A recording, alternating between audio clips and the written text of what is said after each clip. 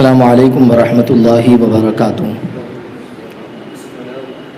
الحمد للہ رب العالمین والعاقبۃ للمتقین والصلاة والسلام علی سید الانبیاء والمرسلین وعلی آلہ واصحابہ الطیبین الطاہرین، اما بعد فاعوذ باللہ من الشیطان الرجیم، بسم اللہ الرحمن الرحیم۔ یا ایھا الذین آمنوا اطیعوا اللہ واطیعوا الرسول، صدق اللہ العظیم۔ میں جس طریقے سے آپ حضرات کو پڑھاؤں، میرے ساتھ مل کر بآواز بلند پڑھیں۔ الصلاۃ والسلام علیک یا رسول اللہ، الصلاۃ والسلام علیک یا حبیب اللہ، الصلاۃ والسلام علیک یا نبی اللہ، وعلی آلک واصحابک یا نور اللہ، صلی اللہ تعالی علیہ وسلم۔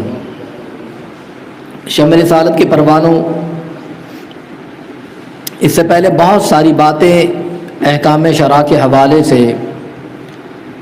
اسلام پر سختی کے ساتھ عمل کرنے کے حوالے سے، بزرگان دین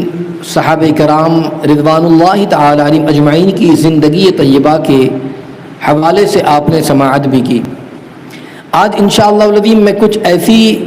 ہستیاں جو صحابیات ہیں، خواتین ہیں، انہوں نے اسلام کے لیے، دین کے لیے کیسی کچھ قربانیاں پیش فرمائی، اور ساتھ ہی ساتھ میں اسلام کے تئیں ان کے دل میں کیسی محبت پنہاں تھی، اور پھر اس کے ساتھ ساتھ اپنی اولاد کی تعلیم اور تربیت وہ کس طریقے سے کیا کرتی، اس کی دو تین جھلک میں آپ تک پہنچانا چاہوں گا، تاکہ ہم ان کی زندگی کو پڑھیں یا سنیں، اور اس کے بعد ہم اپنے اندر بیداری پیدا کریں کہ صحابیات نے کس طریقے سے اسلام کی تربیت و اشاعت میں اہم رول ادا کیا ہے۔ اگر آپ دیکھیں احکام شرع کی پابندی کے حوالے سے، جو شریعت کے اصول ہے، اس کی اگر پابندی کی بات کی جائے تو شریعت اسلامیہ کی ہر مسلمان مرد اور عورت پر پابندی لازم ہے، احکام شرع کو عمل میں لائیں۔ مگر آپ دیکھیں کہ اسی میں اگر کوئی پابندی کرتا ہے تو دنیا اور آخرت دونوں جہان میں ان کے لیے کامیابی اور کامرانی ہے۔ تو صحابیات رضی اللہ تعالیٰ عنہن نے اسلام کی پاسداری کے لیے اور اسلام کو فروغ پہنچانے کے لیے اپنے آپ کو بھی اور اپنی اولاد کو بھی کس طریقے سے پیش کیا، آج اس کو انشاءاللہ آپ سماعت کرنے کی کوشش کریں۔ حضرت ام حبیبہ رضی اللہ تعالیٰ عنہ، اگر ان کی زندگی کو دیکھیں، یہ حضرت ام حبیبہ کے والد حضرت ابو سفیان ہیں۔ جب ان کا انتقال ہو گیا تو 3 دن کے بعد حضرت ام حبیبہ نے خوشبو منگوایا،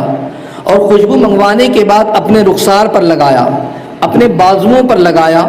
اور اس کے بعد ارشاد فرمایا کہ شریعت کا حکم ہے کہ ایماندار عورت کے لیے 3 دن سے زیادہ کسی کا سوگ یہ جائز نہیں ہے، سوائے خاوند کی موت کے، کہ خاوند کا انتقال ہو جائے تو 4 ماہ 10 دن تک اس کا سوگ منایا جائے۔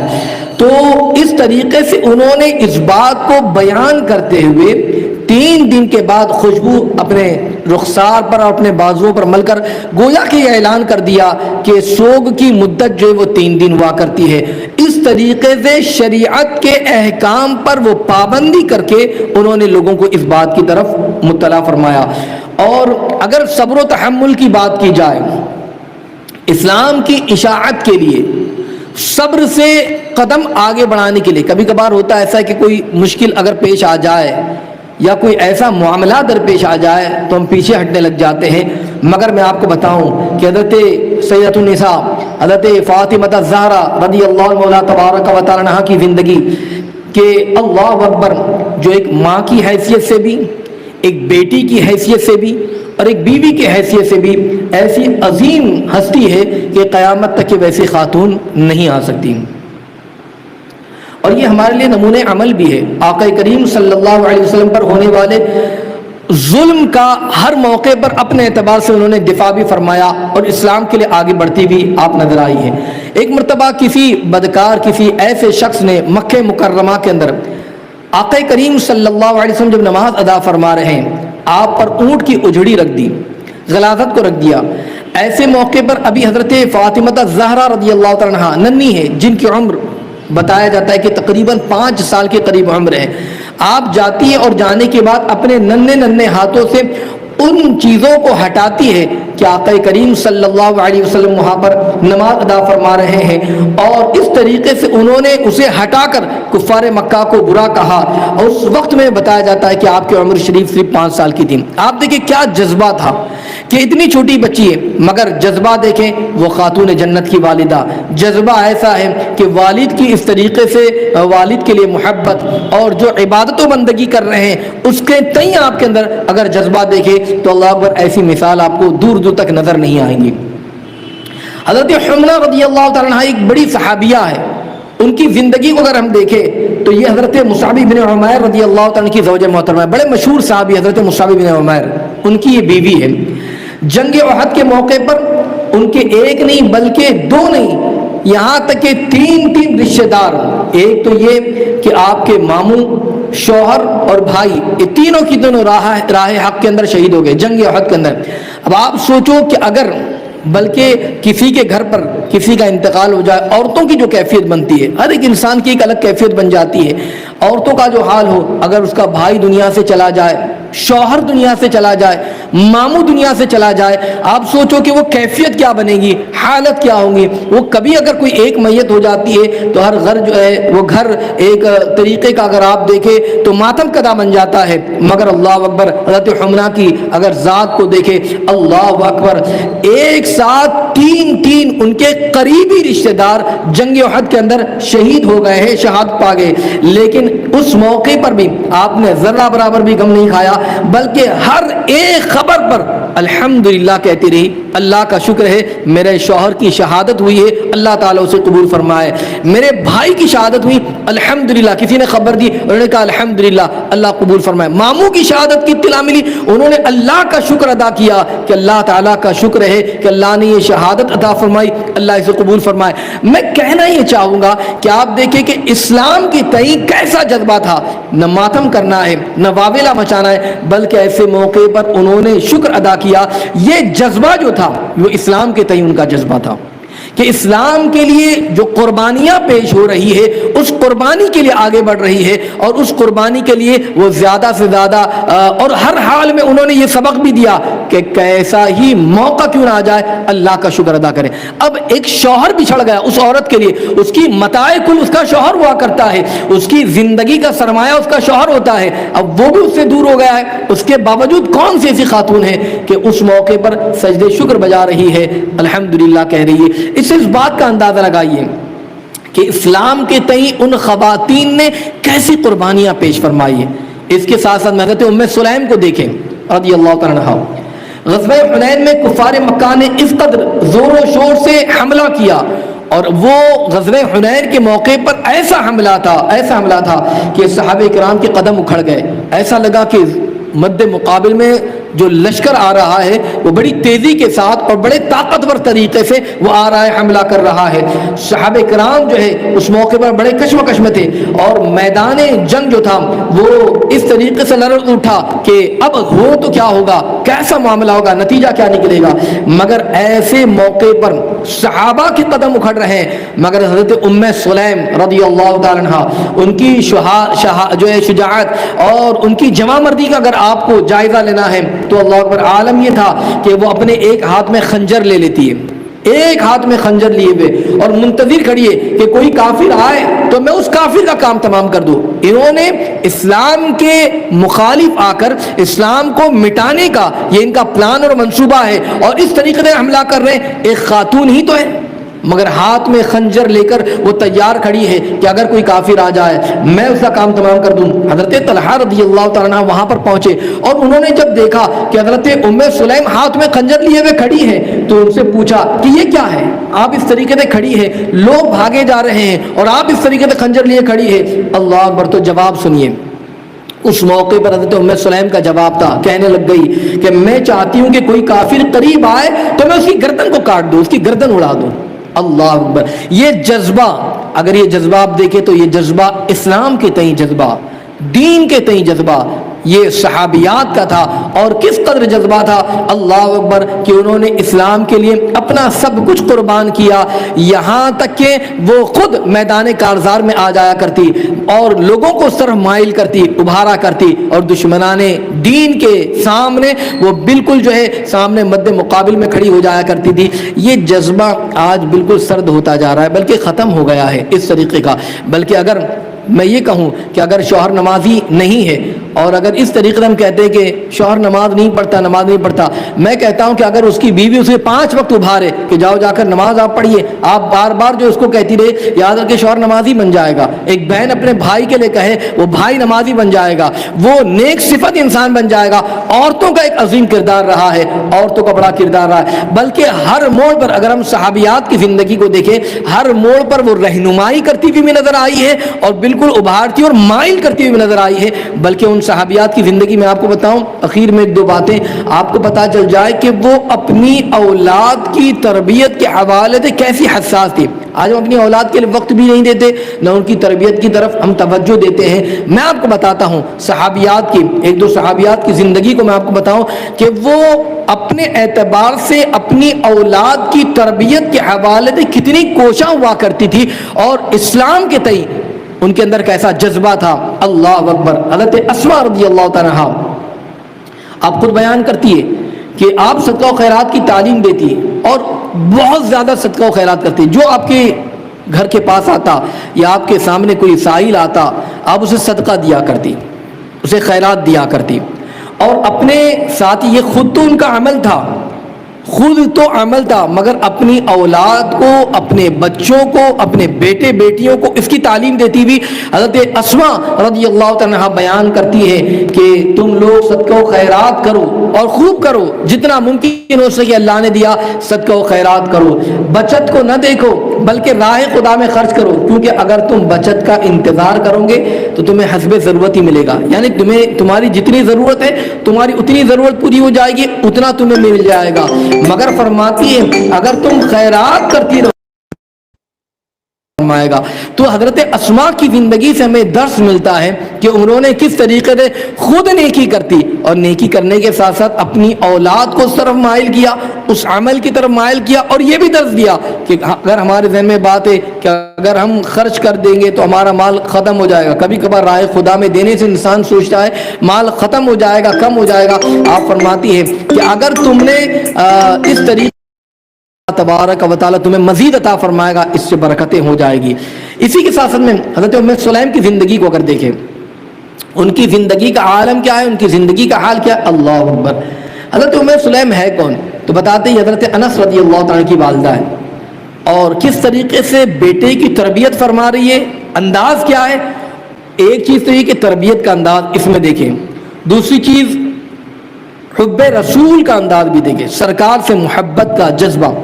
اسلام سے محبت کا جذبہ ان کے اداؤں کے اندر اگر آپ دیکھیں تو ہمیں پتہ چل جائے گا ہم کتنی کوشش کرتے یا ہمیں کرنا کیا چاہیے۔ حضرت ام سلیم رضی اللہ تعالیٰ، حضرت انس کی والدہ، آپ نے اپنے شوہر کے انتقال کے بعد اپنے بیٹے کی تربیت بہت اچھے انداز سے فرمائی، بلکہ بیٹے کی تربیت کی فکر میں آپ نے دوسرا نکاح بھی نہیں فرمایا کہ میں اپنے بیٹے کی تربیت کرتی ہوں اور اس پر اپنا وقت دوں۔ اللہ اکبر۔ جب حضرت انس رضی اللہ تعالیٰ 10 سال کے ہو گئے، کچھ بڑے ہو گئے، 10 سال کی عمر ہو گئے، تو اچھی تعلیم اور تربیت کی خاطر انہیں آقا کریم صلی اللہ علیہ وسلم کی خدمت بابرکت کے اندر پیش کر دیا، حضور یہ میرا بچہ ہے، 10 سال کا ہو گیا ہے، قبول فرمائیے، ان کی تعلیم اور تربیت آپ فرمائیے، یہ آپ کے پاس میں لے کر آئی ہوں۔ اور اس طریقے سے انہوں نے آقا کریم صلی اللہ تعالی علیہ وسلم کی بارگاہ کے اندر حضرت انس کو پیش فرمایا، اور بچپن کے زمانے میں وہ خود بھی ہر لمحہ ہر وقت ان کی تربیت اپنے اپنے انداز سے اپنے طریقے سے آپ فرماتی رہی۔ اللہ اکبر۔ ایک مرتبہ حضرت انس رضی اللہ تعالی، بچپنے کا عالم ہے، اپنے ان کے بال بڑے ہو گئے، جب بال بڑے ہو گئے حضرت انس رضی اللہ تعالیٰ کے، تو انہوں نے چاہا کہ میں اپنے بال کٹوا لوں۔ حضرت انس رضی اللہ تعالیٰ نے کہا کہ میں اپنے بال کٹوا لیتا ہوں۔ تو حضرت ام سلیم کو جب پتہ چلا تو وہ آئی، اور آنے کے بعد انہوں نے فرمایا، حب رسول کا جذبہ دیکھیں، محبت رسول، اللہ اکبر، تعلیم دیتے ہوئے فرمایا بیٹا ان بالوں کو مت کاٹنا، اللہ اکبر، ان بالوں کو مت کاٹنا۔ وہ حیران ہو گئے کہ امی آپ کہہ رہے ہیں ان بالوں کو مت کاٹنا، بال بڑے ہو چکے ہیں۔ وجہ کیا ہے نہ کاٹنے کی؟ وجہ یہ ہے کہ یہ تمہارے جو بال ہیں ان بالوں کو اللہ کے پیارے رسول صلی اللہ علیہ وسلم نے چھوا ہے، آپ کا دستے مبارک لگ گیا ہے، میں چاہتی ہوں کہ یہ نسبت تمہارے ساتھ ہمیشہ رہے، اس لیے ان بالوں کو مت کاٹنا۔ آپ دیکھیں محبت رسول کا جذبہ اگر آپ دیکھیں تو کس طریقے سے جب مائیں اپنی اولاد کو محبت رسول کی اس انداز سے تعلیم دیتی ہو اور بچپن سے انہیں دین کی تعلیم کے حوالے سے جب انہیں حوالے کرتی ہوں تو پھر ان بچوں کا عالم کیا ہوگا؟ تو وہ ایسے جلیل القدر صحابی بنے ہیں۔ پتہ یہ چلا کہ انہوں نے اپنی زندگی کے اندر اس طریقے سے ایک تربیت کا ماحول پیدا کیا تھا اور اس کو پیش فرمایا۔ ایک اخیر میں حضرت خنسا رضی اللہ تعالیٰ عنہ کی زندگی کو اگر ہم دیکھتے ہیں، انہوں نے اپنی اولاد کی تربیت کس انداز سے فرمائی، اور حضرت خنسا رضی اللہ تعالیٰ عنہ کے بارے میں فرمایا جاتا ہے کہ حضور کے زمانے میں جو حضور کی نعت گوئی کیا کرتے، نعت جو لکھا کرتے، تو یہ شاعرہ تھی حضرت خنسا جو حضور کے مدح میں نعتیں بیان کیا کرتی، قصیدے بیان کیا کرتی تھی۔ جنگ قادسیہ کے موقع پر آپ نے اپنے چاروں بیٹوں کو وصیت کی، ایک ماں ہے اپنے بیٹوں کو وصیت، 4 بیٹے تھے، چاروں بیٹوں کو وصیت کی کہ وہ ہر ماں کے لیے قابل احترام ہے، سارے بیٹے، اور سارے بیٹے ماں سے محبت بھی کیا کرتے ہیں۔ حضرت خنسا کی وصیت تھی کہ اے میرے بیٹو، تم اسلام کے فرما بردار بن گئے اور ہجرت کر کے پسندیدہ بن گئے ہو، اس لیے کہ اللہ نے تمہیں چن لیا ہے، تم مسلمان ہو، تم پسندیدہ ہو، اور تم نے ہجرت بھی کی ہے، تو ہجرت کر کے تم پسندیدہ بھی بن گئے ہو۔ اللہ کی قسم میں تمہارے گھر سے باہر نہیں گئی، کبھی بھی باہر نہیں نکلی ہوں، اللہ اکبر، اور نہ میں تم پر جبر کرتی ہوں، نہ تمہارے ہلاک ہونے کی میں طمع کرتی ہوں، بلکہ فرماتی ہے کہ اس خدا کی قسم جس کے علاوہ کوئی معبود نہیں ہے، تم ایک ہی باپ کے بیٹے ہو، جس طریقے سے تمہاری ماں ایک ہے ویسے تمہارے والد بھی ایک ہے، میں نے تمہارے باپ سے کبھی خیانت نہیں کی ہے، نہ تمہارے ماموں کو میں نے رسوا کیا، نہ تمہارے نسب کی تبدیل کیا، بلکہ نہ ہی تمہاری عزت اور آبرو کو میں نے پامال کیا۔ تم جانتے ہو کہ اب اتنی باتیں بیان کرنے کے بعد اب ان کی زندگی کے حوالے سے بتانے کے بعد اب بیان کر رہی ہے کہ اللہ تعالیٰ نے کافروں کے ساتھ لڑنے میں کتنا بڑا اجر رکھا ہے، اللہ نے ان کے ساتھ مقابلے میں کتنا بڑا ثواب رکھا ہے۔ اسلام کے لیے، اس کی تربیت اور اشاعت کے لیے اگر کوئی مقابلے کے نکلتا ہے تو اس کا اجر کتنا زیادہ ہے، اس کا انعام کتنا زیادہ ہے۔ فرماتی ہے کہ سنو، یاد رکھو، آخرت کا گھر یہ دنیا کے گھر سے بہتر ہے، یہ دنیا کا گھر ہے یہ مختصر سا ہے اور اس میں کوئی ہمیشہ رہنے والا نہیں ہے، مگر جو آخرت کا گھر ہوگا یعنی جنت جو ملے گی وہ یاد رکھو وہ ہمیشگی کی رہے گی، اور اس کی خوبصورتی کا کیا کہنا، اس کے حسن کا کیا کہنا، اور اس کی وسعت کا کیا کہنا۔ اللہ نے آخرت کا گھر یہ تمہارے لیے رکھا ہے، اللہ نے جب تمہیں محترم بنایا، اللہ نے عزت عطا فرمائی، اسلام کی دولت عطا فرمائی ہے، وقت آ گیا ہے مائیں اپنے بچوں کو کیسے ابھار رہی ہے، آپ سنیں، اب وقت آ گیا ہے، یہ دنیا کا گھر جو ہے یہ مختصر سا ہے اور ہمیشگی کا نہیں ہے، آخرت کا گھر جو ہے یہ اس سے بڑا ہے اور اس سے بہتر ہے۔ جب صبح ہو جائے تو اپنے دشمنوں سے لڑائی کے لیے نکل جاؤ اور اللہ سے اپنے دشمنوں پر مدد مانگو، اور جب تم دیکھو کہ جنگ کی آگ بھڑک چکی ہے تو اس کے شعلوں میں گھس جاؤ، یعنی اس جنگ کے اندر تم شامل ہو جاؤ اور ان کے آگے آگے جو ہے اگلے محاذ پر جا کر لڑو، اور پھر غنیمت یہ کہ اگر کامیابی کے ساتھ لوٹ جاؤ تو سبحان اللہ، یا کامیابی اور عزت کے ساتھ ہمیشگی کی اس جنت میں تم داخل ہو جاؤ، یعنی شہادت کا مرتبہ تم پالو۔ تو اس طریقے سے مائیں اپنے بچوں کو بھارا کرتی، اور پھر اس کے بعد وہ ایک نہیں 4 بیٹے جو ہے اس موقع پر اسلام کی خاطر جاتے ہیں لڑنے کے لیے۔ تو مائیں اس طریقے سے تربیت کیا کرتی، ان کو ابھارا کرتی، دین کی طرف ابھارا کرتی، اسلام کی طرف ابھارا کرتی، اور ان کی خود کی نجی زندگی بھی ایسی رہا کرتی تھی۔ آج ضرورت اس بات کی کہ ان زندگی طیبہ کو ہم پڑھیں یا سنیں یا اپنی گھر کی خواتین کو بتائیں کہ کس طریقے سے پہلے کی خواتین نے اسلام کے لیے اپنے آپ کو تیار کیا، اپنے بچوں کو تیار کیا۔ آج ہم یہ کہتے ہیں کہ ہمارے بچے سنتے نہیں ہیں، یا اگر ہم اپنے بچوں کو کہیں تو نماز نہیں پڑھتے ہیں، اس میں کمی ہماری ہے کہ ہم نے بچپن سے اس طرف توجہ بھی نہیں دلائے، یا ہم خود اس طرف مائل نہیں ہیں، تو ہم اپنی اولاد کو کس طریقے سے کہہ سکتے ہیں۔ تو یاد رکھیں، اس لیے ہمیں سب سے پہلے تیار ہونا ہوگا اس طرف آگے آنے کے لیے، اور اپنی اولاد کی بھی تربیت وقتاً فوقتاً کرتے رہنا ہوگا۔ تو یاد رکھ لیجئے، اس طریقے سے کریں گے تو یاد رکھیں کامیاب اور کامران ہو جائیں گے۔ اللہ تعالیٰ ہم تمام کو اسلام سے سچی محبت نصیب فرمائے، آقا دو جہاں صلی اللہ تعالی وسلم کے نقش قدم پر چلنے کی توفیق عطا فرمائے، ان کی سنتوں کو عام کرنے کی توفیق عطا فرمائے، اور ان تمام باتوں کو سیکھنے سکھانے کی توفیق عطا فرمائے۔ استغفر اللہ العظیم الذی لا الہ الا هو الحی القیوم واتوب الیہ وما علینا الا البلاغ المبین۔ السلام علیکم۔